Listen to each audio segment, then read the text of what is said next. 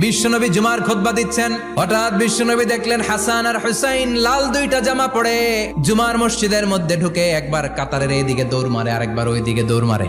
বিশ্বনবী খুতবা থামিয়ে দিলেন, মিম্বার থেকে নেমে হাসান হুসাইনকে দুই হাতে টানতে টানতে মিম্বারের উপরে নিয়ে আসলেন যাতে মুসল্লিদের ডিস্টার্ব না হয়ে যায়। হাসানকে ডান হাতে ধরে হুসাইনকে বা হাতে ধরে বাকি খুতবাটা বিশ্বনবী তখন শেষ করলেন।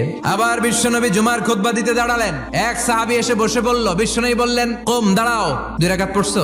সাহাবী কয় না, পড়ি নাই। বিশ্বনবী বললেন, 2 রাকাত পড়ো। খুতবার নিরবিচ্ছিন্নতাকে ভঙ্গ করে বিশ্বনবী তাকে দাঁড়াতে বললেন, 2 রাকাত নামাজ পড়তে বললেন। তার মানে খতিব সাহেব মন গড়া শুধু খুতবা দিয়ে যায় না, ডানে বায়ে কোথায় কি হচ্ছে সবকিছু নজরে রেখে, কন্ট্রোলে রেখে সামাজিক সব সমস্যার কথাগুলো তুলে ধরে অসামাজিক কার্যকলাপের বিরুদ্ধে হুঙ্কার দিয়ে জুমার প্ল্যাটফর্মটাকে শক্তিশালী করাই হচ্ছে একজনের খতিবের দায়িত্ব। চিল্লা এখন ঠিক কিনা?